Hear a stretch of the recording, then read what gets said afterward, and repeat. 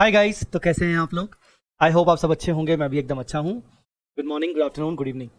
तो हमारे question bank series में अब हम नेक्स्ट टॉपिक शुरू कर रहे हैं। End AS 28 investment in joint ventures and associates, और दूसरा इंड एस 111 ज्वाइंट अरेंजमेंट्स। अच्छा, ये दो इंड एस इकट्ठे एक साथ क्यों? पहला रीजन ये कि ये दोनों इंड एस एक दूसरे से कनेक्टेड हैं। इंड एस 111 ज्वाइंट अरेंजमेंट जब आप पढ़ोगे तो आपको समझ आएगा कि अच्छा, ज्वाइंट अरेंजमेंट दो प्रकार के होते हैं। एक होता है ज्वाइंट ऑपरेशन और एक होता है ज्वाइंट वेंचर। तो ज्वाइंट ऑपरेशन की अकाउंटिंग तो 111 में ज्वाइंट अरेंजमेंट में बताई गई है कि उसका क्या ट्रीटमेंट किया जाएगा इन्वेस्टर्स के द्वारा, ऑपरेटर्स के द्वारा। पर ज्वाइंट वेंचर की अकाउंटिंग के बारे में 111 कहता है कि अब आप इंड एस 28 के पास जाइए। आप इन्वेस्टर हैं, आपका इन्वेस्टमेंट ज्वाइंट वेंचर के अंदर है, तो आप अपने इन्वेस्टमेंट को अकाउंट फॉर करिए इक्विटी मेथड में, जो कि आपको इंड एस 28 जाके बताएगा। तो इंड एस 111 खुद इंड एस 28 को रेफर करता है, पर उससे पहले वो बताता है कि ज्वाइंट वेंचर क्या होता है और ज्वाइंट ऑपरेशन क्या होता है। फिर जब हम इंड एस 28 में आते हैं तो इंड एस 28 बताता है कि भाई एसोसिएट क्या होता है। और एसोसिएट में अगर आपका इन्वेस्टमेंट है या फिर आपका जेवी में इन्वेस्टमेंट है, जो कि 111 से आया, तो आपको इक्विटी मेथड अप्लाई करना पड़ेगा। और इक्विटी मेथड कैसे अप्लाई करना पड़ेगा? तो दोनों इंड एस कनेक्टेड है, पहला रीजन। दूसरा रीजन, दोनों के नंबर ऑफ क्वेश्चंस बहुत कम है। ऐसा कंबाइन अगर आप देखो, आपको क्या दिख रहा है? टोटल 10 क्वेश्चन है दोनों इंड एस में मिलाकर। आज तक RTP, MTP, past exam paper मिलाकर और इंस्टीट्यूट ने जो इक्का दुक्का नए क्वेश्चन ऐड किए हैं, मिलाकर 10 क्वेश्चन है। तो इसीलिए हम क्या कर रहे हैं, हम दोनों इंड एस को इकट्ठा पढ़ेंगे। ठीक है ना, हम दोनों इंड एस को इकट्ठा पढ़ेंगे। पहले थोड़ा सा दो चार चीजें पहले मैं एक शॉर्ट में रिवाइज करवा दूं। सबसे पहले इंड एस 111 आता है, पढ़ना चाहिए। इंड एस 111 के अकॉर्डिंग ज्वाइंट अरेंजमेंट क्या है? ज्वाइंट अरेंजमेंट मतलब इंड एस 111 के अकॉर्डिंग, इंड एस 111 के अकॉर्डिंग ज्वाइंट अरेंजमेंट मतलब जहां 3 कंडीशंस फुलफिल हो। कॉन्ट्रैक्चुअल अरेंजमेंट मतलब एक कॉन्ट्रैक्ट होना जरूरी है, जितने भी उसमें इन्वेस्टर लोग हैं, ऑपरेटर लोग हैं, वेंचरर लोग हैं, वो सब एग्रीमेंट के थ्रू, एक कॉन्ट्रैक्ट के थ्रू कंट्रोल को शेयर करना चाहते हैं। इंटायर ज्वाइंट अरेंजमेंट के अंदर वो कंट्रोल को आपस में मिलकर शेयर कर रहे हैं। और जो भी डिसीजन लिया जाता है हर एक पार्टी के द्वारा, जो भी डिसीजन लिया जाता है हर एक पार्टी का, एक सेकेंड ना, जो भी डिसीजन लिया जाता है वो यूनानिमस कंसेंट से लिया जाता है, यूनानिमस कंसेंट से। तो ये होता है ज्वाइंट अरेंजमेंट, जहां तीनों के तीनों कंडीशन फुलफिल हो। There must be a contractual arrangement, there must be a sharing of control, and the unanimous consent must be there. फिर हम आए कि भाई ज्वाइंट अरेंजमेंट कितने प्रकार के होते हैं? तो ज्वाइंट अरेंजमेंट 2 प्रकार के होते हैं। एक होता है ज्वाइंट वेंचर और एक होता है ज्वाइंट ऑपरेशन। ज्वाइंट वेंचर मतलब जहां पर पार्टीज, जो उस वेंचर में पार्टीज इन्वॉल्व हैं, जिन पार्टीज के पास कंट्रोल शेयर हो रहा है, so parties that share the control have right, उन पार्टीज के पास राइट है to the net assets of the arrangement. उस अरेंजमेंट के टोटल नेट असेट्स में उनके पास राइट है। जब हम कहते हैं कि have the right to the net assets of the arrangement, इसका मतलब यह होता है वो जो अरेंजमेंट है, जो सारे पार्टीज ने मिलकर बनाया है, उसमें जितने भी असेट लायबिलिटीज हैं, जब वो अरेंजमेंट को डिसॉल्व किया जाएगा, जब सारे असेट बेचे जाएंगे, तो सबसे पहले लायबिलिटीज को पे किया जाएगा, पार्टीज को नहीं। पार्टीज मतलब जो जिन पार्टीज ने मिलकर वो अरेंजमेंट बनाया है, सबसे पहले लायबिलिटीज को पे किया जाएगा, और उसके बाद जो बचेगा उस वैल्यू में सभी पार्टीज का अधिकार होगा अपने अपने रिस्पेक्टिव शेयर के अकॉर्डिंग। इसको कहते हैं कि parties sharing the control have right to the net assets of the arrangement. उसको कहते हैं joint venture. Joint venture generally एक स्पेशल पर्पस व्हीकल, मतलब सेपरेट लीगल एंटिटी क्रिएट करके बनता है जनरली। दूसरा होता है ज्वाइंट ऑपरेशन। ज्वाइंट ऑपरेशन में देखो, वर्डिंग देखो थोड़ी सी अलग मिलेगी आपको। इसमें लिखा है under joint operation parties sharing the control have right, उसमें था have right to the net assets of the arrangement, यहां have right to the assets of the arrangement and obligations to the liabilities of the arrangement. मतलब क्या? मैंने previous example में आपको बोला कि अगर अरेंजमेंट को डिसॉल्व किया जाएगा तो असेट्स को बेचकर पहले लायबिलिटीज को पे किया जाएगा, फिर लास्ट में जो बचेगा उसको शेयर किया जाएगा पार्टीज के बीच में रिस्पेक्टिव शेयर के अकॉर्डिंग, जो भी परसेंटेज ऑफ शेयर पार्टीज का है। पार्टीज मतलब जिन लोगों ने मिलकर एक अरेंजमेंट बनाया। पर ज्वाइंट ऑपरेशन में ऐसा नहीं होता। ज्वाइंट ऑपरेशन में there may be some situation जहां एक पार्टी का फुल राइट है, सपोज बिल्डिंग 1 के ऊपर, बट बिल्डिंग 2 के ऊपर बाकी सभी पार्टीज का राइट है। बिल्डिंग 1 सिर्फ और सिर्फ पार्टी ए का राइट है। मतलब कल को अगर यह अरेंजमेंट डिसॉल्व हुआ तो बिल्डिंग 1 को बेचकर सब पूरा पैसा सभी पार्टीज को नहीं मिलेगा। बिल्डिंग 1 सिर्फ और सिर्फ पार्टी फर्स्ट पार्टी का है, बाकी बिल्डिंग 2, मशीन, इन सब में सभी पार्टीज का अधिकार है। वैसे ही कुछ लायबिलिटीज है स्पेसिफिक, जो स्पेसिफिक लायबिलिटी पार्टी के नाम, पर्टिकुलर किसी एक पार्टी के नाम पर ही है। मतलब कल को अगर डिसॉल्व हुआ ये अरेंजमेंट तो उस लायबिलिटी को सिर्फ एक ही पार्टी बियर करेगी, बाकी अदर पार्टी बियर नहीं करेंगी। मतलब यूं कह सकते हो कि जब आपके राइट्स सिलेक्टेड असेट्स पर हो, सिलेक्टेड आपकी ऑब्लिगेशन सिलेक्टेड लायबिलिटीज पर हो, तो वो एक ज्वाइंट अरेंजमेंट, ज्वाइंट वेंचर ना होके ज्वाइंट ऑपरेशन होता है। ज्वाइंट वेंचर के अंदर टोटल असेट्स लायबिलिटीज की वैल्यू में, मतलब नेट असेट्स में ओवरऑल शेयर है हमारा। ज्वाइंट ऑपरेशन में जरूरी नहीं कि नेट असेट्स में हमारा शेयर हो, हमारा share selected asset liabilities wise हो सकता है। ये होता है ज्वाइंट वेंचर और ज्वाइंट ऑपरेशन। फिर एक चीज और बता दूं, अच्छा, separate vehicle, separate purpose vehicle या सेपरेट एंटिटी ज्वाइंट ऑपरेशन में भी क्रिएट हो सकती है। अच्छा, अब अगर अपन अकाउंटिंग की बात करें तो इंड AS 111 कहता है कि अगर ये प्रूव हो गया कि ज्वाइंट वेंचर है तो आप इंड AS 28 के पास जाइए और आप ज्वाइंट वेंचर के ऊपर आपने जितना इन्वेस्टमेंट किया है, आप इन्वेस्टर हो, आपने जो भी इन्वेस्टमेंट किया उसके ऊपर इक्विटी मेथड लगाइए। पर अगर ये ज्वाइंट ऑपरेशन है तो आप क्या करेंगे?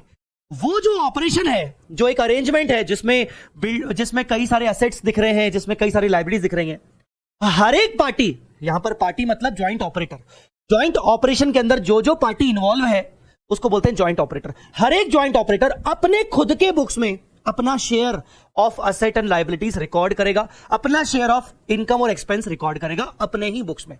मतलब ये कि ज्वाइंट वेंचर के सेपरेट बुक्स ऑफ अकाउंट्स बनते हैं, जबकि ज्वाइंट ऑपरेशन के सेपरेट बुक्स ऑफ अकाउंट्स नहीं बनते।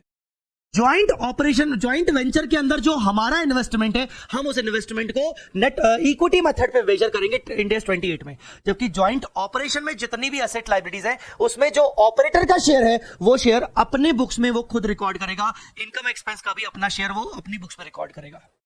ऐसा होता है। ये एक मोटा मोटा मैंने आपको एक रिविजन करवाया 111 का, इसका 111 का। इंड AS 28 क्या कहता है? इंड AS 28 कहता है कि अगर आपने इन्वेस्टमेंट किया हुआ है आइदर एसोसिएट एंटिटी के अंदर या फिर ज्वाइंट वेंचर में, ज्वाइंट वेंचर आपने देखा, एसोसिएट एंटिटी क्या होती है? जहां पर इक्विटी इन्वेस्टमेंट 20% या उससे ज्यादा हो। जब हमारा कहीं किसी दूसरी एंटिटी में इक्विटी इंटरेस्ट 20 या उससे ज्यादा होता है, 20 या उससे ज्यादा होता है, 20% या उससे ज्यादा होता है, तो हम ये कह सकते हैं कि हमारा उस एंटिटी के अंदर सिग्निफिकेंट इन्फ्लुएंस है। The word significant influence is important. What do you mean by significant influence? Significant influence ये डिनोट करता है कि इन्वेस्टर के पास पार्टिसिपेशन का राइट है एसोसिएट एंटिटी के डिसीजन मेकिंग में। एसोसिएट एंटिटी के डिसीजन मेकिंग में इन्वेस्टर के पास पार्टिसिपेशन राइट है। और ये पार्टिसिपेशन राइट कब आया? जब हमारा इक्विटी इन्वेस्टमेंट 20% या उससे ज्यादा है। इंड AS 28 ये भी कहता है कि जब आपका इक्विटी इन्वेस्टमेंट 20% से कम है और अगर आप प्रूव कर सकते हो कि आपका स्टिल पार्टिसिपेशन राइट है तो भी एसोसिएट माना जाएगा।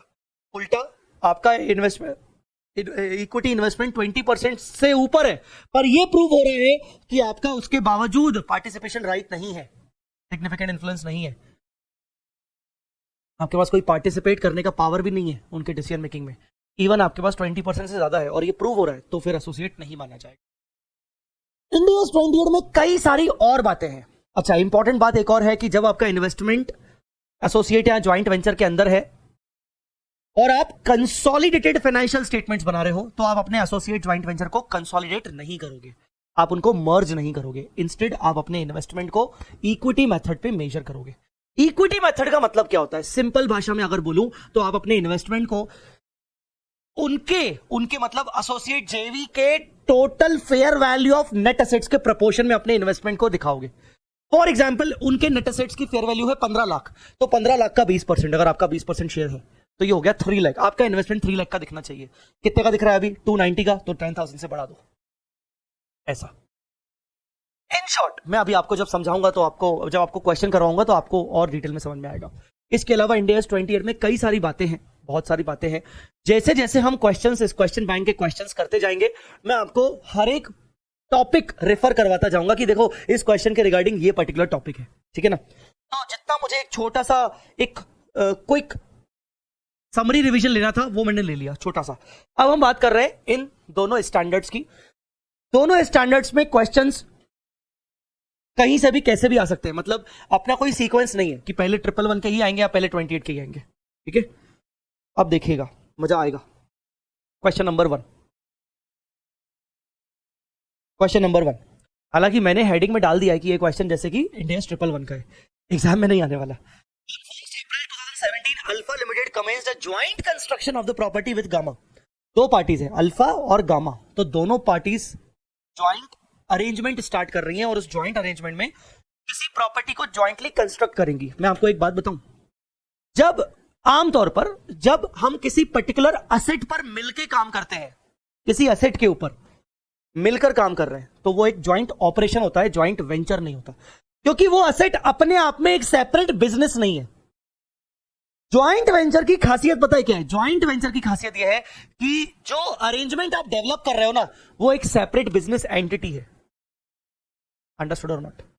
तो यहां पर आप मिलकर एक कंस्ट्रक्ट कर रहे हो प्रॉपर्टी, अल्फा गामा मिलकर। For this purpose an arrangement has been entered into that provides for the joint operation. बता भी दिया गया, joint operation.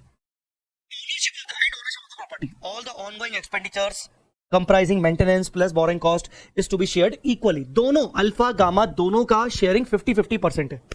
Construction was completed on 30 September 17। ये डेट याद रखिएगा। स्टार्ट किया गया 1 अप्रैल 17 और कंप्लीट हुआ 30 सितंबर 17, मतलब 6 मंथ्स कंस्ट्रक्शन चला। And utilization of the property started on 1 January 18। कब से स्टार्ट किया? 1 जनवरी 18 से आपने प्रॉपर्टी को यूज करना शुरू किया।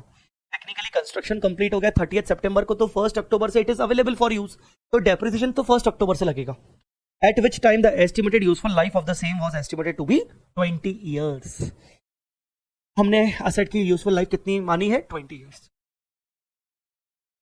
Total cost of the construction of the property is 40 crore. 40 crore rupees property का कंस्ट्रक्शन कॉस्ट है। तो इसको डिवाइड किया जाएगा दो हिस्सों में, अल्फा के पास 20, गामा के पास 20, मतलब अपना अल्फा अपने बुक्स में 20 crore rupees share in the property दिखाएगा, अपनी पीपी 20 करोड़ से दिखाएगा share in joint operation.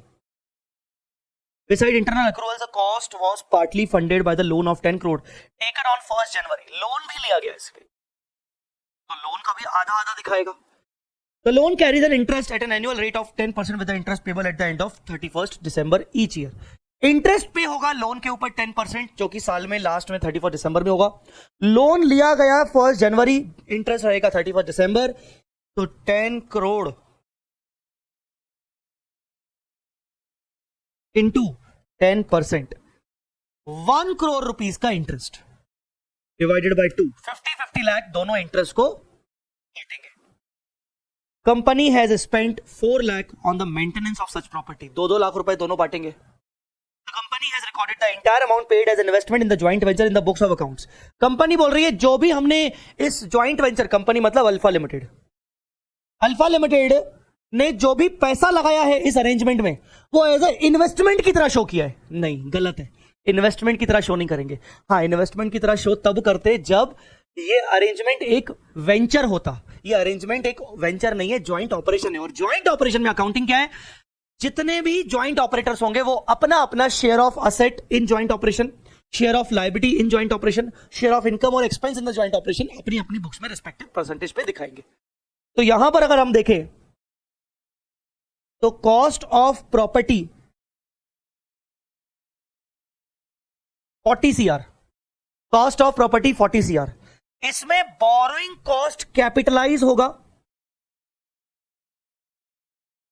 6 months का, क्योंकि कंस्ट्रक्शन शुरू हुआ 1 अप्रैल से, और 30 सितंबर तक कंस्ट्रक्शन कंप्लीट हो गया, और 6 मंथ्स का बोरिंग कॉस्ट होगा 0.5 CR, 50 लैक्स।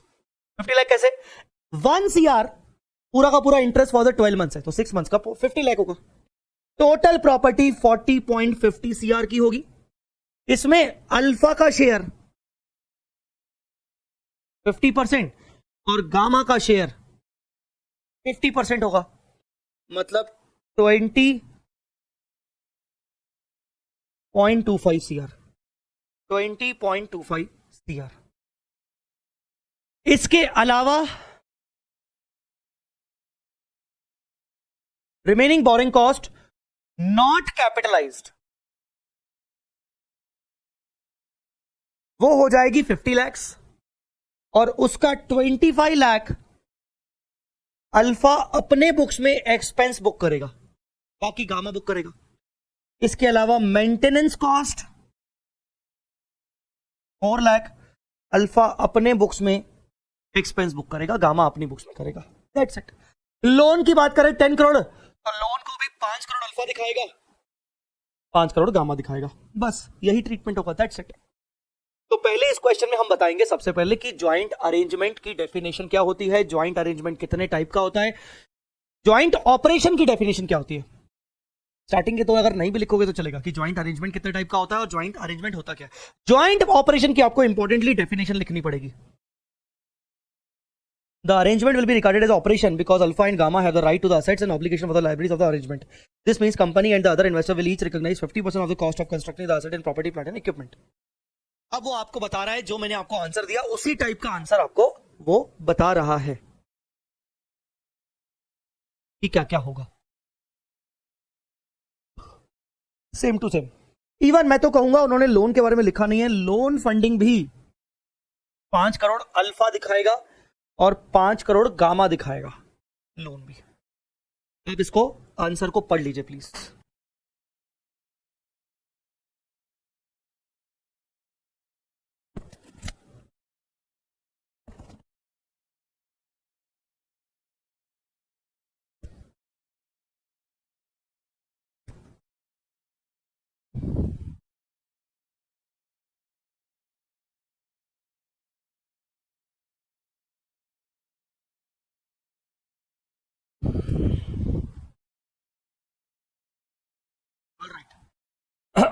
अब चलते हैं क्वेश्चन नंबर 2 पर।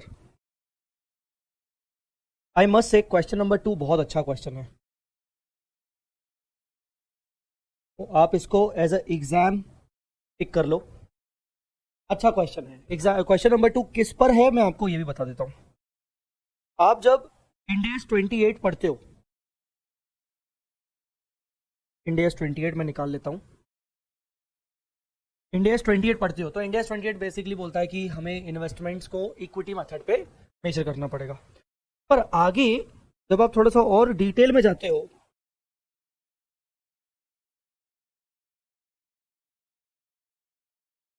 ये तो upstream reform, different long term loss making,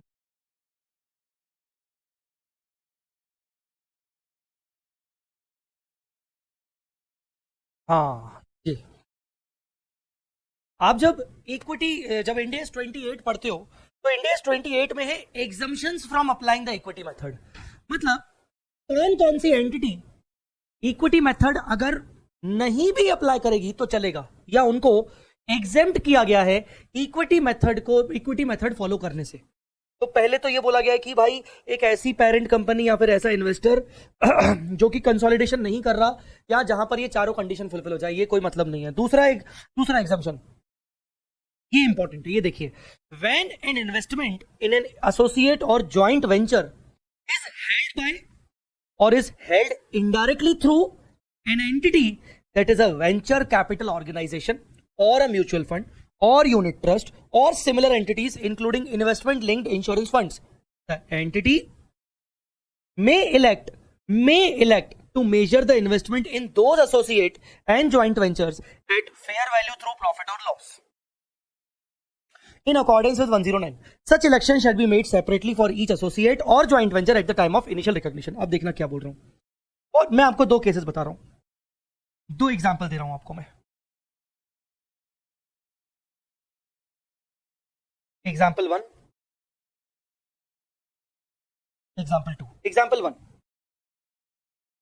ए लिमिटेड ने बी लिमिटेड में 25% इन्वेस्टमेंट किया हुआ है, तो बी लिमिटेड बन गया एसोसिएट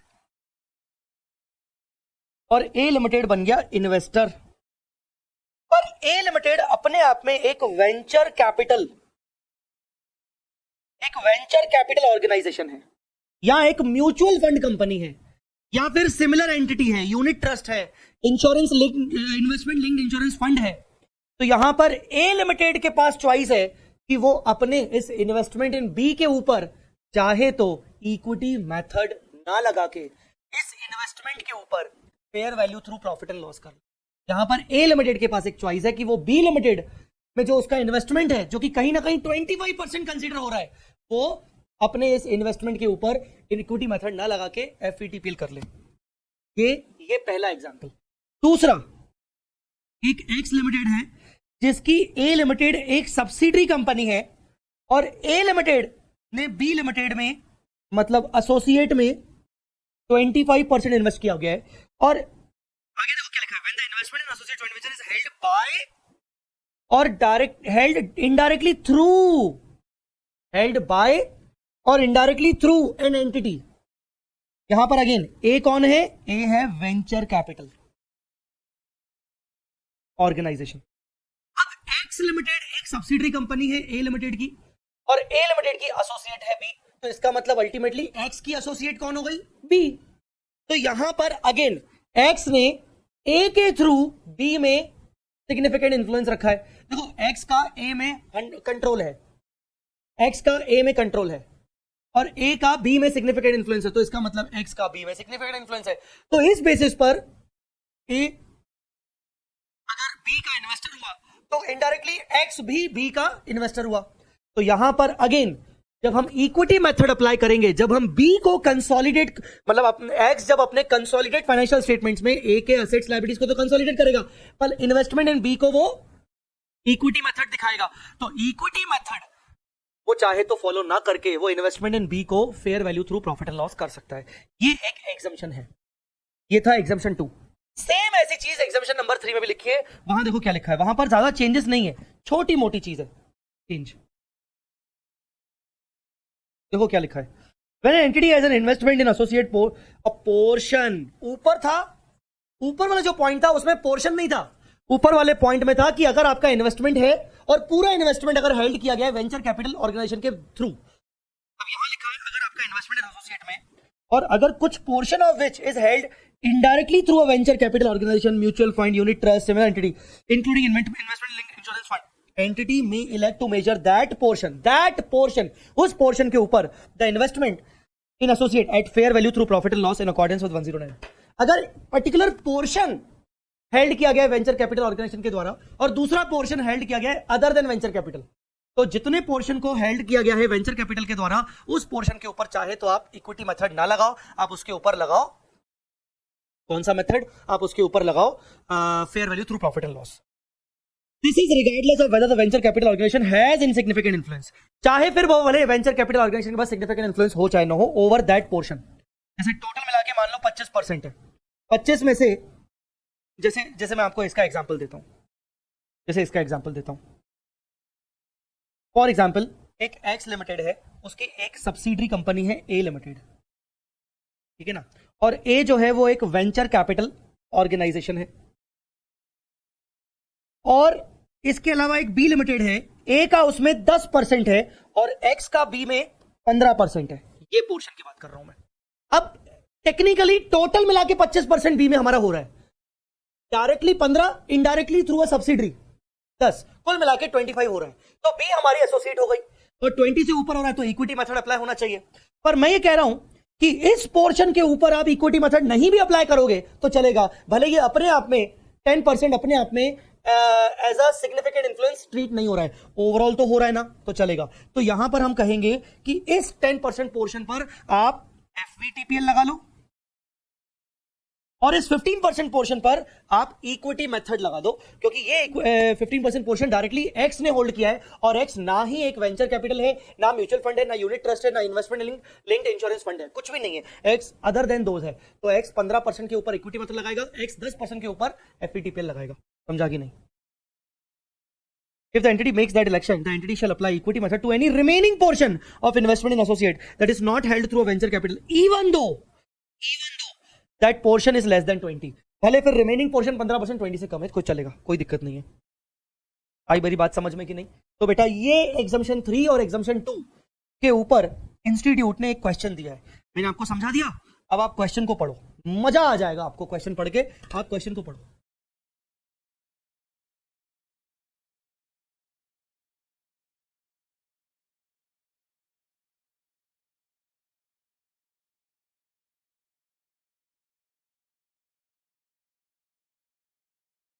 देखा आपने क्वेश्चन? चलिए मैं डिस्कस करता हूं। Entity P parent has two wholly owned subsidiaries X and Y. एक पेरेंट एंटिटी है, पेरेंट कंपनी, जिसकी एक्स एक सब्सिडरी है, वाई भी एक सब्सिडरी है, होली ओन्ड सब्सिडरी दोनों। उसमें से जो एक्स है, अच्छा, each of which has an ownership interest in associate entity Z, और दोनों कंपनीज ने जेड एंटिटी में ओनरशिप इंटरेस्ट है, जो कि एक तरीके से एसोसिएट कंपनी बन गई है। Subsidiary X is a venture capital organisation. अच्छा, जो ये सब्सिडरी एक्स है ये वेंचर कैपिटल है, venture capital organisation, venture capital organisation है, ठीक है ना? In neither of the investment held in associate Z by subsidiary X Y is held for trading. कुछ हेल्ड फॉर ट्रेडिंग नहीं है। Subsidiary XY account for their investment in associate Z at fair value through profit and loss in accordance with 109 and using equity method. Subsidiary XY account for their investment in associate Z at fair value. X अपनी books में, अपनी separate books में, X के separate SFS में investment in Z at FVTPL हो रहा है, Y के सेपरेट फाइनेंशियल स्टेटमेंट्स में investment in Z at FVTPL हो रहा है, ठीक है ना? Using equity method in accordance with 102 respectively, और कंसोलिडेशन करते वक्त वो इक्विटी मेथड फॉलो करते हैं। How should P account for the investment in associate? जब पी कंसोलिडेशन करेगा तो इन्वेस्टमेंट इन एसोसिएट को वो कैसे अकाउंट फॉर करेगा? पहला situation, when both the investment and associate result in significant influence on a standalone basis, significant influence on a standalone basis, X and Y ownership in Z is 25% and 20%. पहला case है जहां पर X ने 25% hold किया है और Y ने भी 20% होल्ड किया। सिंपल है बेटा। पेरेंट कंपनी जब Z को अपने कंसोलिडेशन में दिखाएगी तो 20% पोर्शन के लिए वो इक्विटी मेथड अप्लाई करेगा और 25% पोर्शन के लिए वो FVTPL अप्लाई करेगा। सिंपल। 20% पोर्शन के लिए वो Z में इक्विटी मेथड लगाएगा और 25% पोर्शन के लिए वो Z में 25% के लिए वो FVTPL लगाएगा। Scenario number 2, when neither of the investment and associate results in significant influence on a standalone basis but do provide the parent with a significant influence on a combined basis, X and Y ownership interest is 10% each. Case change हो गया, case हो गया, case हो गया।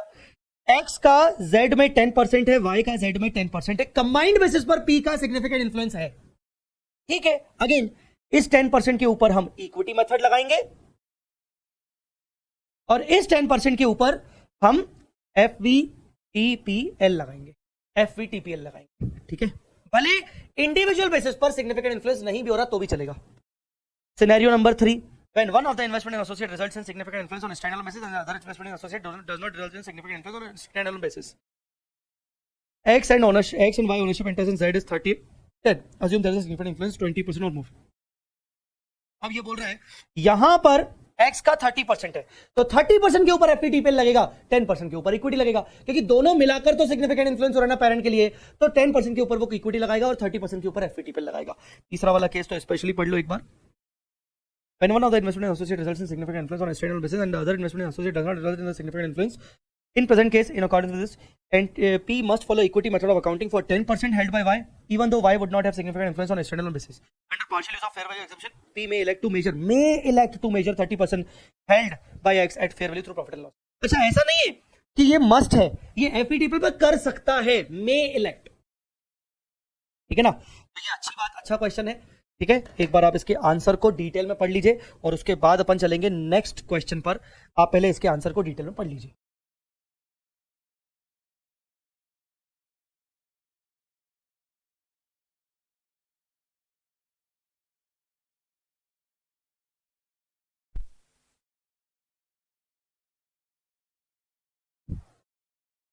Hello, yes, yes, पढ़ लिया। That was question number 2। Now come to question number 3, 111 के ऊपर। क्या है क्वेश्चन, उसको पढ़ने से पहले मैं आपको बता दूं, सिंपल। ज्वाइंट अरेंजमेंट दो टाइप के होते हैं, joint operation, joint venture. Joint venture भूल जाओ। ज्वाइंट ऑपरेशन में क्या होता है, ज्वाइंट ऑपरेशन में हर एक ऑपरेटर अपने अपने शेयर का asset, liability, income, expense of joint operation अपनी अपनी बुक्स में रिकॉर्ड करता है, दैट्स इट। अगर कोई असेट सिर्फ उसी का है, बाकी लोगों का नहीं है, तो वो पूरा पूरा रिकॉर्ड करेगा। अगर कोई लायबिलिटी सिर्फ उसी के ऑब्लिगेशन में है, बाकी लोगों का नहीं है, तो वो खुद ही रिकॉर्ड करेगा। आइए देखते हैं। AB limited, BC limited establish a joint arrangement through a separate vehicle PQR। separate vehicle PQR, generally जब भी separate vehicle बनता है, separate vehicle मतलब you can say separate legal entity एक तरीके से, तो joint venture होता है, पढ़ते हैं। But the legal form of the vehicle does not confer separation between parties and vehicle itself। मतलब कहीं ना कहीं दोनों अलग अलग नहीं है, एक ही है। Thus both the parties have right to the asset, obligation for the liabilities। जैसे ही उसने लिख दिया both the parties have right to the assets and obligation for liabilities, मतलब ये एक ज्वाइंट ऑपरेशन है। डेफिनेशन ज्वाइंट ऑपरेशन की लिख दी। अगर वेंचर होता तो बोलता कि both the parties have right to the net assets as neither the contractual terms nor the other facts and circumstances indicate otherwise। It is concluded that arrangement is a joint operation and not a joint venture। Both the parties own 50% each of the equity interest in PQR। However, the contractual terms of joint arrangement state that AB Limited has the right to all the building number 1 owned by PQR। PQR के अंदर जो building number 1 है, उसमें सिर्फ और सिर्फ AB Limited का right है। And obligation to pay all the debt owned by PQR to a lender XYZ। और PQR के अंदर एक क्रेडिटर दिख रहा है XYZ, लेंडर दिख रहा है, उसकी ऑब्लिगेशन पे करने की AB के हाथ में है, ठीक है।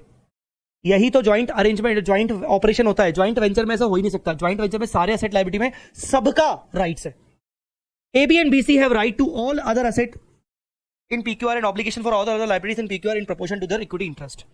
PQR की समराइज बैलेंस शीट, जिसमें बिल्डिंग 1 में सिर्फ AB है, बिल्डिंग 2 में AB और BC दोनों है, कैश में AB BC दोनों है, debt owned by XYZ AB, employ benefit AB BC दोनों है। How would AB present its interest in PQR in the financial statement? Simple, क्या करोगे, बिल्डिंग पूरा ले लोगे, बिल्डिंग 1 और बिल्डिंग 2 में आप 50% ले लोगे, कैश में 50% ले लोगे, डेट कंप्लीट ले लोगे और इंप्लॉय बेनिफिट में 50% ले लोगे। डेट कंप्लीट ले लोगे, बिल्डिंग 1 कंप्लीट ले लोगे, दैट्स इट। क्योंकि ज्वाइंट ऑपरेशन। आंसर क्या होना चाहिए, आंसर में ज्वाइंट ऑपरेशन की डेफिनेशन, ज्वाइंट ऑपरेशन में अकाउंटिंग ट्रीटमेंट क्या होता है वो लिखने के बाद आप सीधा सीधा एक एक्सट्रैक्ट ऑफ बैलेंस शीट बनाओगे। AB limited would record the following in the financial statements. इसमें वो कैश, बिल्डिंग 1 बिल्डिंग 2, बिल्डिंग 1 को उसने 100% दिखाया, डेट 100% दिखाया और एम्प्लॉय बेनिफिट्स। सिंपल, इतना आसान क्वेश्चन, इतना आसान, इतना आसान। Question number 3। नेक्स्ट क्वेश्चन पे चलते हैं। हाँ, नेक्स्ट क्वेश्चन पे चलते हैं। नेक्स्ट क्वेश्चन कॉमन क्वेश्चन है, आप जरूर करके जाइएगा। मोस्ट कॉमन, इंडिया 28 के।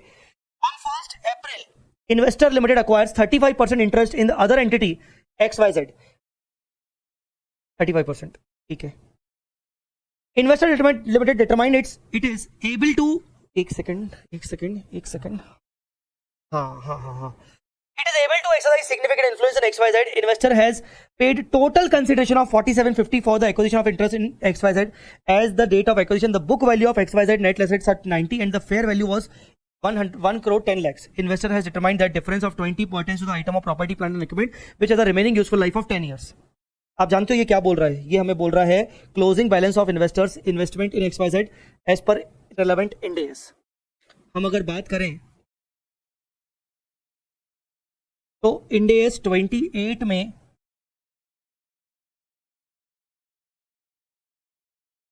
इन्वेस्टमेंट्स इन एसोसिएट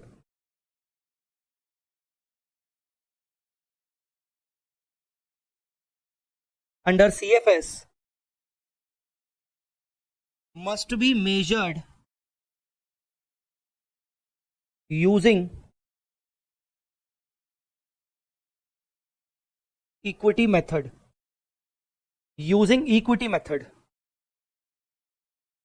ठीक है ना? इसमें हम बोलेंगे as on date of acquisition cost of investment कितना है? कॉस्ट ऑफ इन्वेस्टमेंट कितना है? 4750 cost of investment. Fair value of net assets into 35%. Date of acquisition पर जो भी fair value of net assets है 1,10,00,000 उसका 35%. That is 38,50,000.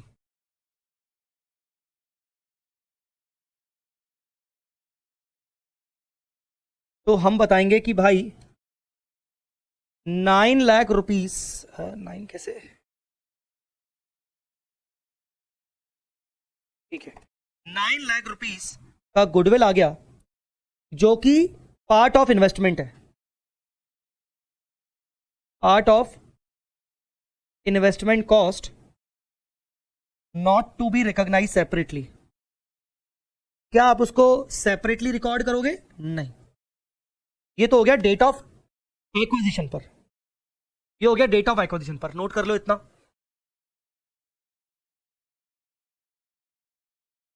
इतना नोट कर लीजिए प्लीज एक बार.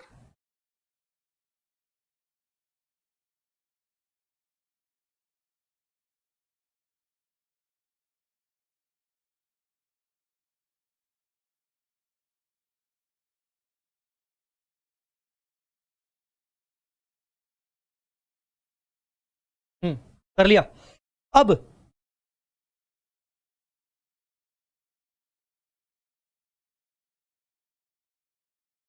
आफ्टर 1 ईयर, आफ्टर 1 ईयर क्या होगा? हम यहां बोलेंगे इन्वेस्टमेंट कॉस्ट 4750 ब्रैकेट में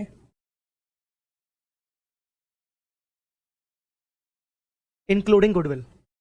ठीक है, इंक्लूडिंग गुडविल 9 लाख. अब नेक्स्ट आगे बढ़ते हैं. During the year 8 lakh rupees का प्रॉफिट अर्न किया गया. 8 लाख रुपीस का प्रॉफिट अर्न किया गया तो हम बोलेंगे plus post acquisition profit share 8,35%. ये हम इक्विटी मेथड अप्लाई कर रहे हैं. देखो, अगर एसोसिएट ने प्रॉफिट अर्न किया तो एसोसिएट के नेट एसेट बढ़े. एसोसिएट के नेट एसेट बढ़े तो प्रोपोर्शनेटली हमें भी अपने इन्वेस्टमेंट की वैल्यू बढ़ानी पड़ेगी, क्योंकि इक्विटी मेथड का इनडायरेक्टली मतलब ये होता है कि आप कहीं ना कहीं उसके नेट एसेट के अकॉर्डिंग अपने इन्वेस्टमेंट को प्रोपोर्शन में दिखा रहे हो. तो उसने प्रॉफिट कमाया तो उसमें हमारा शेयर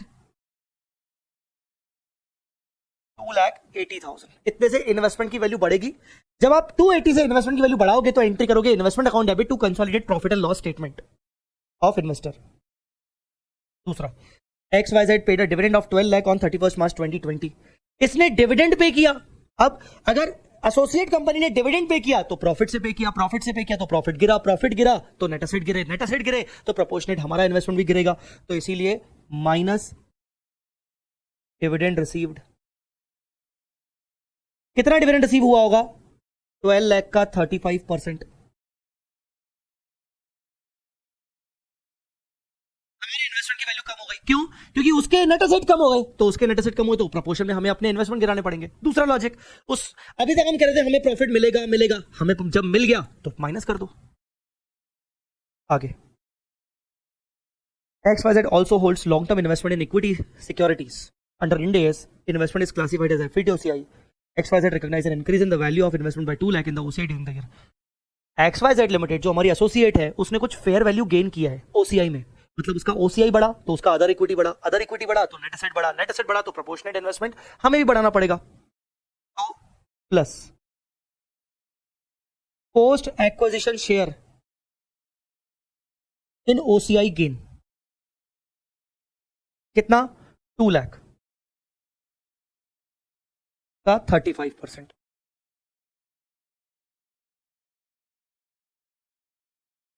70,000। एक और बात, ऊपर जब book value of XYZ net asset 90 lakh and the fair value was 110 due to property plant and equipment, इसका मतलब हम ये कह रहे हैं कि XYZ जो है मतलब एसोसिएट कंपनी है, उसने अपनी property plant and equipment 90 lakh की दिखाई है। हम जब मानेंगे तो हम 110 मानेंगे, मतलब 20 लाख से ज्यादा मानेंगे, तो डेप्रिसिएशन भी तो ज्यादा लगना चाहिए। कितना डेप्रिसिएशन लगना चाहिए? 20 लाख डिवाइडेड बाई 10, मतलब 2 लाख का डेप्रिसिएशन ज्यादा लगना चाहिए। तो ऐड होगा post acquisition depreciation on fair value gain 2 lakh into 35%। Sir 2 lakh क्यों? 2 लाख क्यों? 20 lakh rupees overall fair value है, 10 साल का यूजफुल लाइफ है, तो 2 लाख पर ईयर होगा। 70,000 एडिशनल डेप्रिसिएशन लगने से एसेट की हमारे इन्वेस्टमेंट की वैल्यू गिरेगी। अब आप टोटल निकालिए, 4750 प्लस 280 माइनस 420 माइनस नहीं, ये जो ओसीआई है वो माइनस नहीं होगा, प्लस होगा।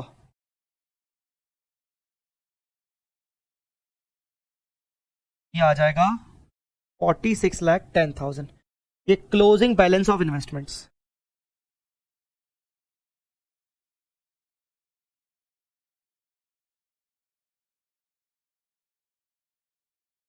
एज पर इक्विटी मेथड 461 4610 4610, ये हो गया closing balance of investment including goodwill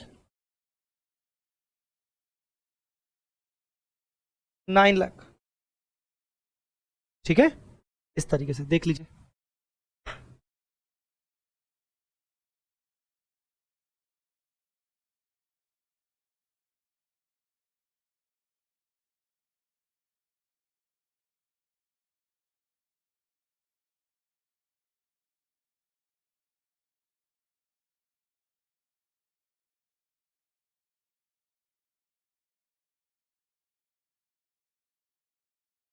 all right, next question पे चलते हैं। एमटीपी स्टार्ट हो गए, 4 क्वेश्चन ही थे आरटीपी के। नेक्स्ट क्वेश्चन बहुत आसान, बहुत आसान। आई थिंक हमने पहले ये इंडिया 12 में भी हो सकता है किया हो। QA limited is in the process of computation of deferred taxes as per applicable India. अब डेफर्ड टैक्स पढ़ लिया तो हमें लग रहा होगा यार ये तो इंडिया 12 का है। QA has acquired 40% share in GK for the aggregate amount of 45 crores. The shareholding gives QA significant influence over GK but not the control. Therefore, the said interest in GK is accounted for using equity method. Under the equity method, the carrying value of investment in GK was 70 crore on 31st March 17, 75 crore on 31st March 18. As per the applicable tax laws, profit recognized under equity method are taxed if and they are distributed as dividend or relevant investment is disposed of. कुल मिला के आपका tax base change नहीं होगा। आपने equity method पे अपने investment को 70 पर लेके आ गए। इक्विटी मेथड में इन्वेस्टमेंट को बुक्स में 70 पर लेके आया, तो बुक्स में कैरिंग अमाउंट हो गया 70, जबकि आपने कितने में परचेज किया था 45 पे, तो टैक्स बेस 45 ही रहेगा। सर क्यों नहीं किया? तो परमानेंट डिफरेंस है। नहीं, आप वैल्यू बढ़ा रहे हो, टैक्स नहीं लगेगा। वैल्यू टैक्स तब लगेगा जब आपको सचमुच में इसकी वैल्यू रियलाइज हो, या तो डिविडेंड के फॉर्म में या तो सेल करके। तो 70 फर्स्ट ईयर में 70 और 45 का डिफरेंस 25 आता है। 25 के ऊपर आप 20% का टैक्स रेट दिया हुआ है, आप लगाओगे तो 25 का 20%, 5 का DTL आएगा। अच्छा 5 का DTL क्यों आएगा? DTL ही क्यों आएगा? क्योंकि कैरिंग अमाउंट ज्यादा है, टैक्स बेस कम है। असेट का टैक्स बेस कम है, कैरिंग अमाउंट ज्यादा है, तो आपको कैरिंग अमाउंट नीचे लाना पड़ेगा, असेट को नीचे करना, मतलब DTL। दूसरा तरीका, इनकम टैक्स में प्रॉफिट तब होगा, टैक्स तब लगेगा जब सचमुच में डिविडेंड मिलेगा, या जब बेचोगे तो कैपिटल गेन होगा। अभी बेचा ही नहीं है तो आगे चल के होगा, मतलब टैक्स लगेगा जब डिविडेंड मिलेगा, तो इसलिए DTL। ये 31 मार्च 17, तो हमने ये DTL बनाया, P&L account debit to DTL 5। फिर 31 मार्च 18 पे 75 हो गया, तो 75 45 ये हो गया 30 का 20%, ये हो गया 6 का DTL। और इस बार हम बनाएंगे P&L account debit to DTL 1। Total 6 का DTL हो गया, क्लोजिंग बैलेंस 5 का ऑलरेडी बना चुके हैं, तो 1 का बनाएंगे, बस यही है। Wants you to compute the deferred tax liability as on 31st March 18 and the change charge to the profit and loss statement for the same. Simple. इसमें कुछ खास नहीं। एक बार चलो देख लो एक बार। देख लो एक बार, फिर आगे बढ़ते हैं।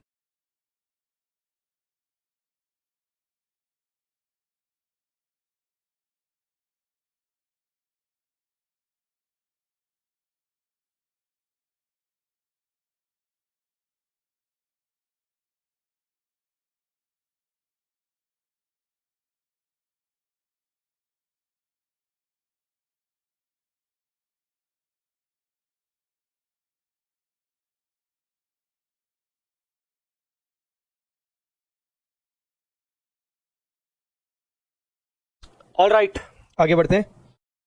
तो question number 5 done. Now come to question number 6। मैं आपको एक चीज बताना चाहता हूं क्वेश्चन नंबर 6 के regarding.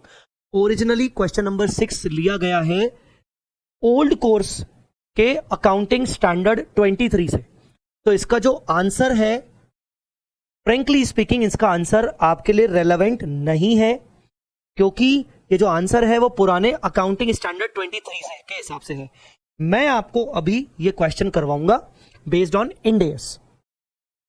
Bright Limited acquired 30% of the East India Limited shares for 2 lakh on 1/6/2011. By such an acquisition, Bright can exercise significant influence over East India Limited during the financial year ending 31st March 2011. अब ध्यान से देखिए, एक financial year यहां खत्म हो रहा है और ये दूसरा फाइनेंशियल ईयर है जो यहां खत्म हो रहा है। शेयर्स एक्वायर किए गए 1 जून को, यहां इन्वेस्टमेंट किया गया है 30% का, 2 लाख रुपीस। ये एक फाइनेंशियल ईयर है, ये एक फाइनेंशियल ईयर है। थोड़ा सा और,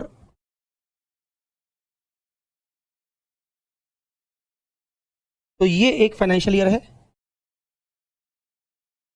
ये एक दूसरा फाइनेंशियल ईयर है। दो अलग अलग फाइनेंशियल ईयर है। ये जब ध्यान से रीड करिए, during the financial year ending 31 March 11 east India earned profit of 80, मतलब वो इस साल के प्रॉफिट की बात कर रहा है 80,000। इससे हमें क्या लेना देना मेरे दोस्त, कुछ भी लेना देना नहीं है। And declared a dividend of 50,000 on 12/8/11। 12/8/11 12/8/11 मतलब यहां 12/8 पे डिविडेंड डिक्लेयर किया, तो हम मान के चल रहे हैं कि पे भी कर दिया होगा विद इन 30 डेज। कितना डिविडेंड डिक्लेयर किया? 50,000 रुपए का। इसके अलावा east India limited reported earning of 3 lakh for the financial year ending 31 मार्च 12। अच्छा जी, इस फाइनेंशियल ईयर एंडिंग की earning 3 lakh rupees, 3 lakh rupees.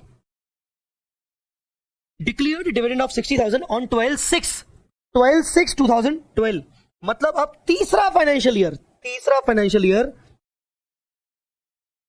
और यहां पर उन्होंने 12/6 को एक और डिविडेंड डिक्लेयर किया 60,000 का।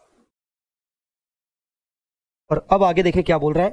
Calculate the carrying amount of investment in the separate financial statements of Bright as on 31 March 2012, as on 31 March 2012। अब मेरी बात को ध्यान से देखिए, ना मेरे को पहला वाला फाइनेंशियल ईयर की जरूरत है, ना मेरे को थर्ड वाले फाइनेंशियल ईयर की जरूरत है, ना मेरे को फर्स्ट फाइनेंशियल ईयर से मतलब है, ना मेरे को थर्ड फाइनेंशियल ईयर से मतलब है, मेरे को सेकंड वाले फाइनेंशियल ईयर से मतलब है। वो बोल रहा है कि सेपरेट फाइनेंशियल स्टेटमेंट्स में एसएफएस में इन्वेस्टमेंट्स एज ऑन 31 मार्च 2012 में कितने के देखेंगे सेपरेट फाइनेंशियल स्टेटमेंट्स में। तो आप सभी जानते हो कि सेपरेट फाइनेंशियल स्टेटमेंट्स में bright limited end S 27 apply करेगा, और इंड एस 27 बोलता है कि आइदर कॉस्ट मॉडल लगा लो या तो फेयर वैल्यू मॉडल लगा लो। As far as the information given is concerned, the fair value is not provided in the question. तो हम बोलेंगे कि जो इन्वेस्टमेंट है उसकी वैल्यू 2 लाख ही रहेगी, assuming cost model, assuming cost model। Understood और नॉट? क्लियर हुआ कि नहीं?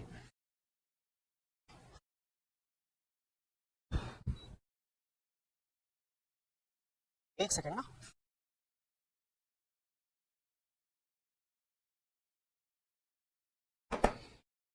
तो ये एसएफएस में पूछ रहा था, फिर क्या पूछ रहा था? कंसोलिडेटेड फाइनेंशियल स्टेटमेंट्स में 31 मार्च 2012, हाँ ये तो हो गया एसएफएस। अब सीएफएस में इन्वेस्टमेंट्स का क्या होगा? हम इक्विटी मेथड अप्लाई करेंगे। इन्वेस्टमेंट एट कॉस्ट कितना है? 2 लाख। हमें डिविडेंड रिसीव कितना हुआ? डिविडेंड कितना रिसीव हुआ? 50,000 का 30%, 15,000। Post acquisition share of earnings कितनी है? करंट ईयर की जो अर्निंग्स है वो 3 लाख रुपीस है, पर 3 लाख में 10 मंथ्स का ही पोस्ट एक्विजिशन प्रॉफिट होगा, क्योंकि हमारा डेट ऑफ इन्वेस्टमेंट है 1 जून को, और उसमें हमारा 30% का शेयर होगा।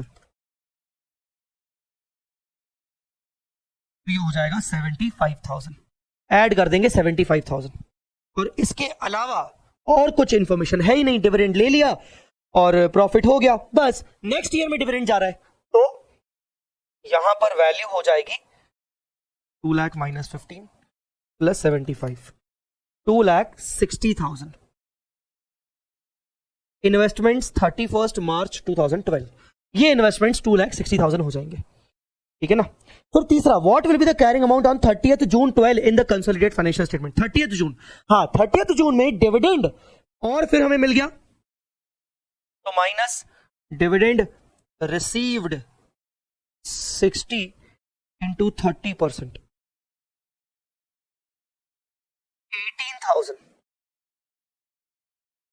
18,000 ये माइनस करेंगे तो 242। ये इन्वेस्टमेंट्स 30th जून 2012 में रहेंगे। तो इस तरीके से रहेगा, दैट्स इट, खत्म। आंसर पे मत जाना, आंसर पुराने एएस के अकॉर्डिंग दिया हुआ है, ठीक है। चलिए एक बार देख,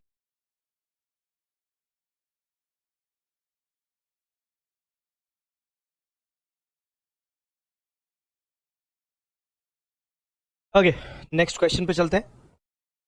next question number 7, Sumeru limited. यार ये क्वेश्चन मैं ऑलरेडी करवा चुका हूं। कहां करवा चुका हूं मैं आपको बता दूं, ये क्वेश्चन मैं आपको करवा चुका हूं बिजनेस कॉम्बिनेशन के क्वेश्चन बैंक में। यकीन नहीं आता, मैं आपको दिखाता हूं। ये क्वेश्चन मैं आपको बिजनेस कॉम्बिनेशन के क्वेश्चन में, ये देखिए क्वेश्चन नंबर 18, सुमेरू लिमिटेड 35% वगैरह वगैरह करके जो ये क्वेश्चन दिया गया है, सेम टू सेम क्वेश्चन है, मैं आपको ऑलरेडी करवा चुका हूं। आप चाहे तो स्क्रीनशॉट ले लीजिए।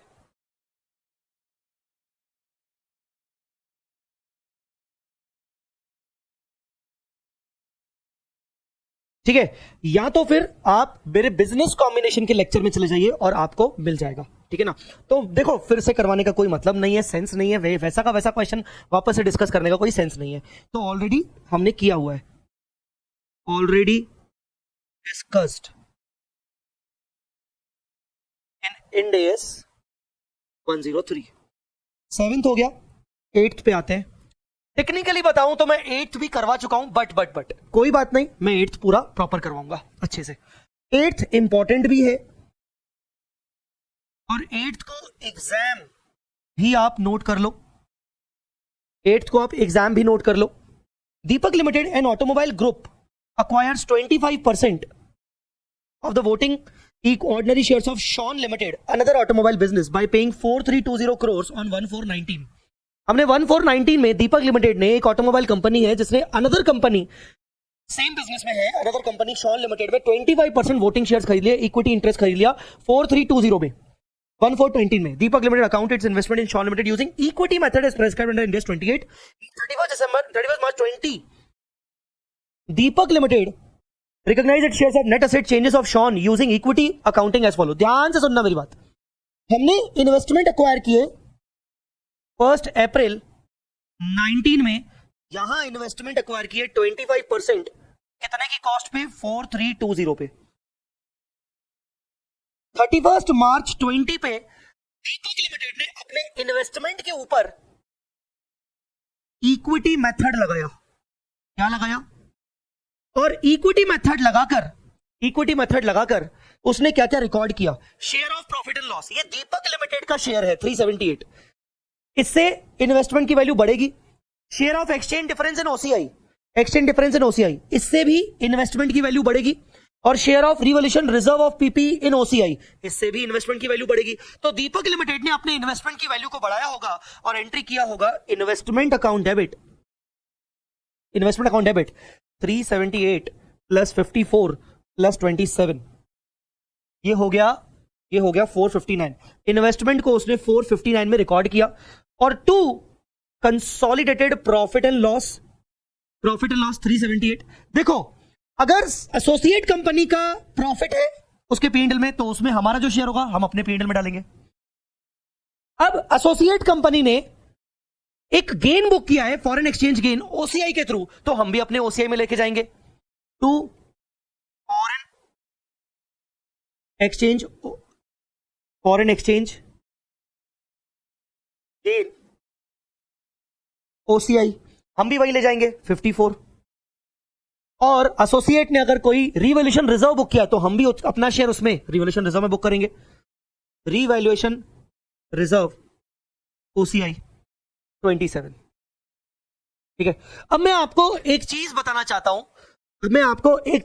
चाहता हूं, ध्यान से सुनिएगा, ध्यान से एक मेरी बात को सुनिएगा। जब भी हम इक्विटी मेथड को डिसकंटिन्यू करते हैं, क्या करते हैं? डिसकंटिन्यू। सर कब डिसकंटिन्यू करते हैं? डिसकंटिन्यू दो में से किसी एक केस में करते हैं।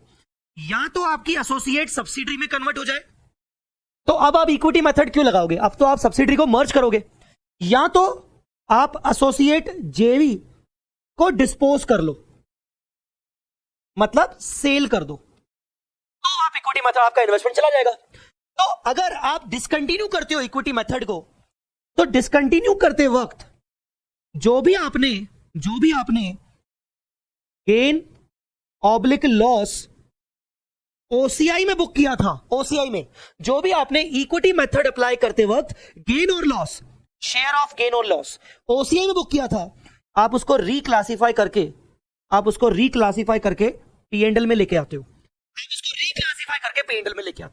बट यहां एक एक्सेप्शन भी है, एक्सेप्शन क्या है? एक्सेप्शन ये है कि अगर revaluation reserve, share in revaluation reserve of associate आपने जो बुक किया था ओसीआई वाला, आपको अच्छे से पता होना चाहिए इंड AS 16 के अकॉर्डिंग रीवैल्यूएशन रिजर्व जब हम रिक्लासिफाई करते, पहली बात तो रीवैल्यूएशन रिजर्व हम कभी भी रिक्लासिफाई करके पीएनएल में नहीं ले जा सकते। तो जनरल रूल यह है कि एज एन इन्वेस्टर आप जब इक्विटी मेथड अप्लाई कर रहे थे तो आपने 54 का एक्सचेंज गेन बुक किया ओसीआई में, आपने 27 का एक्सचेंज गेन बुक किया ओसीआई में, इसमें से 54 का एक्सचेंज गेन ओसीआई जब आप इक्विटी मेथड को डिसकंटिन्यू करोगे तो 54 का एक्सचेंज गेन ओसीआई को रिक्लासिफाई करके आप पीएनएल में लेके आओगे। बट व्हाट अबाउट 27 जो कि रिवैल्यूएशन रिजर्व ओसीआई है, आप उसको रिक्लासिफाई नहीं कर सकते हो because of Ind AS 16, Ind AS 16 मना करता है। तो ऐसे केस में आप उसको रिक्लासिफाई ना करके आप उसको ट्रांसफर टू जनरल रिजर्व, आप उसको फ्री रिजर्व में लेके आ जाओगे। किसमें लेके आ जाओगे? फ्री रिजर्व में। ये मैंने बात क्या बताई? ये मैंने बात बोली कि जब जब तुम इक्विटी मेथड को डिसकंटिन्यू करोगे तो तुमने आज तक जो भी गेन बुक करके रखा था अपने पीएनएल में, उसका कुछ नहीं होगा, पीएनएल वाला पीएनएल है। जो गेन बुक करके रखा था या लॉस बुक करके रखा था ओसीआई में, तो जनरल रूल ये है कि ओसीआई वाले गेन और लॉस को रिक्लासिफाई करके पीएनएल में लेके आओ। इन्वेस्टर की बात चल रही है। इसमें एक्सेप्शन ये है कि अगर रीवैल्यूएशन रिजर्व वाला ओसीआई है जो कि रिक्लासिफाई पीएनएल में नहीं हो सकता, या कोई दूसरा ओसीआई है जो रिक्लासिफाई पीएनएल में नहीं हो सकता, आप उसको फ्री रिजर्व में लेके जाओगे। कहानी यहां पर भी ऐसी कुछ है। अब यहां पर तुमने इन्वेस्टमेंट खरीदे थे, कॉस्ट था 4320 और यहां तुम अपने इन्वेस्टमेंट को 459 पे रीवैल्यू कर रहे हो, तो अब तुम्हारे इन्वेस्टमेंट इन सीएफएस हो गए 4320 प्लस 459, ये हो गया 4779 investment in CFS, carrying amount of investment in CFS. ठीक है, अब क्या हुआ? आगे बढ़ते हैं। यहां तक नोट कर लिया? अब आगे बढ़ते हैं। On 1/4/20, Deepak acquired remaining 75% of Sean for cash of 13,500. Remaining 75% खरीद लिया, मतलब अब ये Sean लिमिटेड हमारी एसोसिएट कंपनी कन्वर्ट हो गई सब्सिडरी में, हमें इक्विटी मेथड डिसकंटिन्यू करना पड़ेगा। तो equity method is continued from 1/4/20, ठीक है ना, एंड अप्लाई स्टेप एक्विजिशन। कुछ याद आ रहा है स्टेप एक्विजिशन को लेकर? अरे भैया, तुम्हारा कंट्रोल प्राप्त हो गया शॉन लिमिटेड में 1/4/20 पे, तो 1/4/20 बन गई डेट ऑफ एक्विजिशन, और इस दिन तुम निकालोगे cost of control goodwill capital reserve as per Ind AS 103। मतलब यहां से तुम इंड AS 103 अप्लाई करोगे, और 1/4/20 पे तुमने कितना अमाउंट पे किया? तुमने पे किया 13,500। ये तो हो जाएगा consideration for 75%। But what about the previous investment जो कि तुम्हारा रखा हुआ है 4779? उस प्रीवियस इन्वेस्टमेंट को तुम रीवैल्यू करोगे 1/4/20 पे, रीवैल्यू करोगे, फेयर वैल्यू करोगे। ये इंड AS 103 कहता है। ये क्या बोल रहा है आगे? The fair value of 25% interest already owned is 4860 crore. 4860 crore. तो यहां पर हम बोलेंगे previous investment to be fair valued, to be fair valued at 4860। तो एंट्री होगी investment account debit to profit and loss, to consolidated profit and loss, to consolidated profit and loss account. ये हो गया 81। अब आपका इन्वेस्टमेंट ये 1/4/20 पे आपने प्रीवियस इन्वेस्टमेंट को रीवैल्यू किया, प्रीवियस 25% रीवैल्यूड, ठीक है। 1/4/20 पर अब आप क्या रिकॉर्ड करोगे? आप नेट असेट्स को रिकॉर्ड करोगे। नेट असेट्स डेबिट, आप नेट असेट्स को रिकॉर्ड करोगे। नेट असेट्स की वैल्यू है 16,200। आप इन्वेस्टमेंट्स, प्रीवियस इन्वेस्टमेंट्स को डी रिकॉग्नाइज करोगे 4860। इस बार आपने कंसीडरेशन दिया, न्यू कंसीडरेशन दिया 13,500। एनसीआई कुछ है ही नहीं क्योंकि आपने 100% एक्वायर कर लिया। इसके अलावा क्योंकि हम इक्विटी मेथड को डिसकंटिन्यू कर रहे हैं, तो फॉरेन एक्सचेंज गेन 57 को आप रिक्लासिफाई करोगे। तो foreign exchange gain OCI debit 57। इसके अलावा revaluation reserve OCI debit 27। Foreign exchange gain को जब आप रिक्लासिफाई करोगे तो कंसोलिडेटेड P&L में लेके जाओगे 57, और बाकी आप रीवैल्यूएशन रिजर्व को जनरल रिजर्व में लेके जाओगे क्योंकि P&L में रिक्लासिफाई करना अलाउ नहीं है। अब आप चेक करो 57, 16,200, 27 माइनस 4860 माइनस 13,500 माइनस 57 माइनस 27, 2160 का गुडविल आ जाएगा। यस, 2160 का गुडविल आ जाएगा। Goodwill account debit 2160 balancing figure. एक बात आपको और बता दूं, आप चाहो तो सेपरेट एंट्री भी कर सकते हो। मतलब फॉरेन एक्सचेंज गेन OCI हटाओ, रीवैल्यूएशन वाला चीज हटाओ, और नीचे ये वाला चीज भी हटाओ। आप तो सेपरेट एंट्री करो, छोड़ो। आपने ये एंट्री कर दिया। अब आपने क्या किया? डी रिकॉग्नाइज क्या किया? 1/4/20 पे आप foreign exchange gain OCI, revaluation reserve OCI to consolidated P&L to general reserve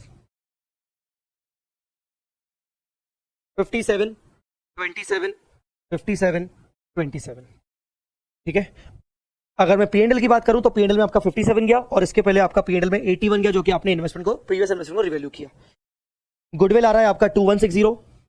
gain on previously held interest in shown recognise in profit and loss 135। हमारा क्यों नहीं आ रहा? आ रहा है। आप 81 को और 57 को टोटल करो 138।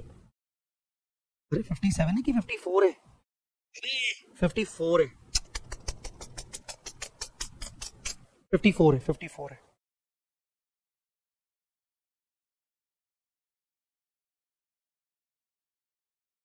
ठीक है, चलिए, तो इसी के साथ ये क्वेश्चन हो गया, इसको एक बार देख लीजिए।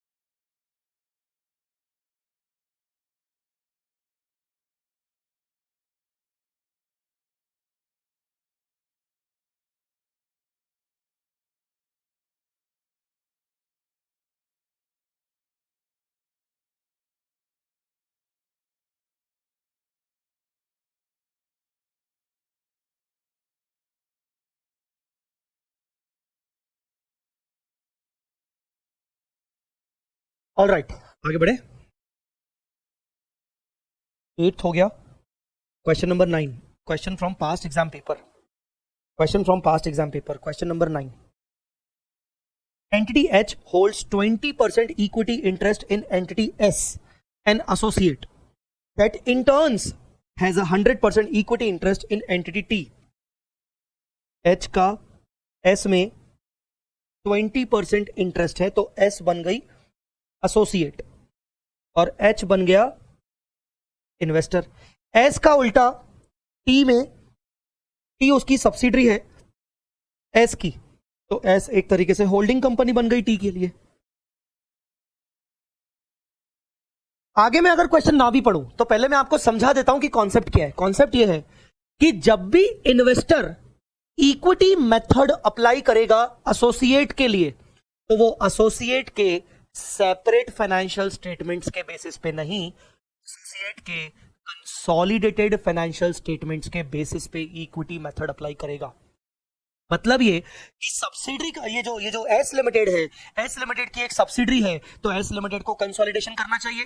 तो एस लिमिटेड के total net assets including T में एच का 20% है, ऐसा सोच के चलेंगे। अंडरस्टूड और नॉट? अंडरस्टूड और नॉट? तो आगे बढ़ रहे हैं। Entity S recognise net assets relating to T of 10,000 in its consolidated financial statement. अगर सब्सिडरी ने मतलब एस ने मतलब जो हमारी एसोसिएट है उसने अपने सीएफएस में टी के नेट असेट रिकॉर्ड किए 10,000 तो उस टी में हमारा 20% है।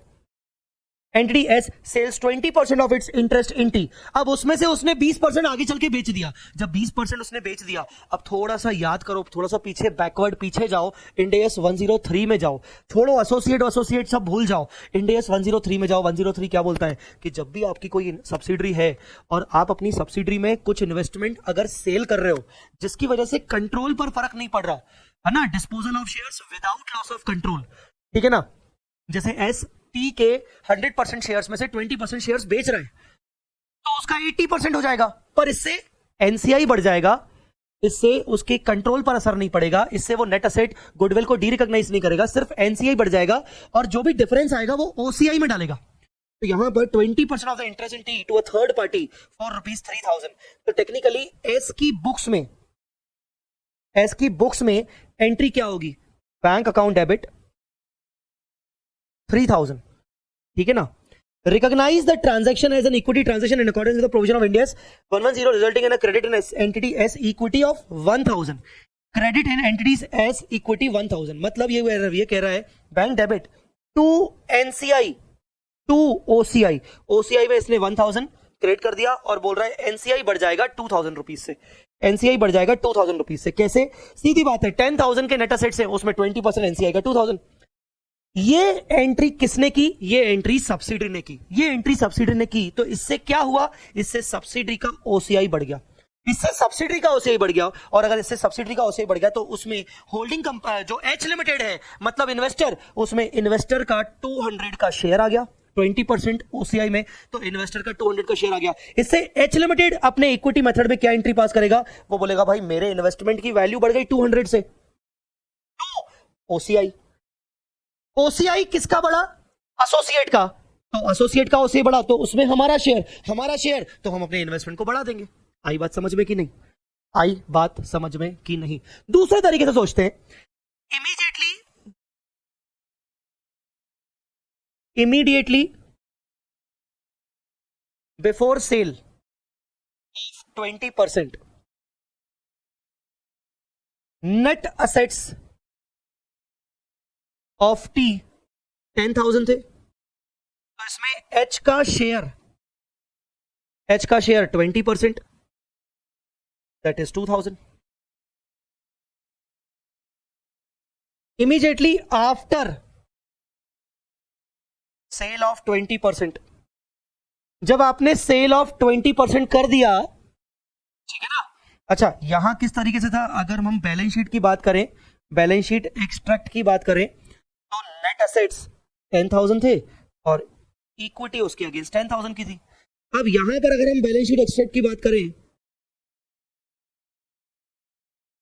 तो यहां नेट असेट्स आपके 10,000 के हैं, यहां एनसीआई 2,000 का है, एनसीआई 2,000 का है, इक्विटी आपका 10,000 का है, ओसीआई आपका 1,000 का बढ़ गया, यहां पर आपके बैंक में 3,000 आ गए,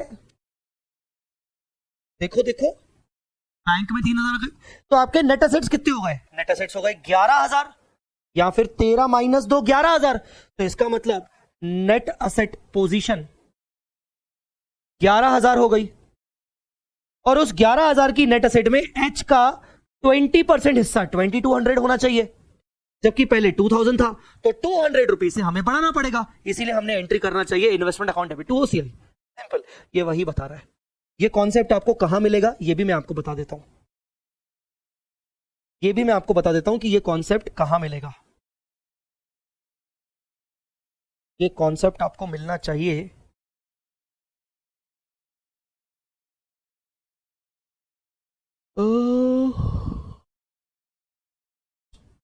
नहीं, डिसकंटिन्यू थोड़ी,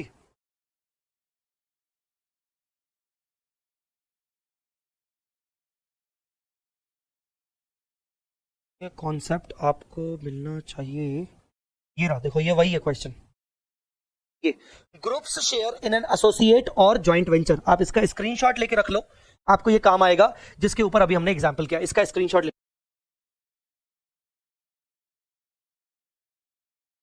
ले लिया। नेक्स्ट, अब आते हैं क्वेश्चन नंबर 10 पर। On 1st April, Alpha Limited commenced joint construction of property with Gamma. Gamma. Alpha Gamma. यार ये क्वेश्चन हमने किया हुआ है। अरे क्वेश्चन नंबर 1, अल्फा गामा।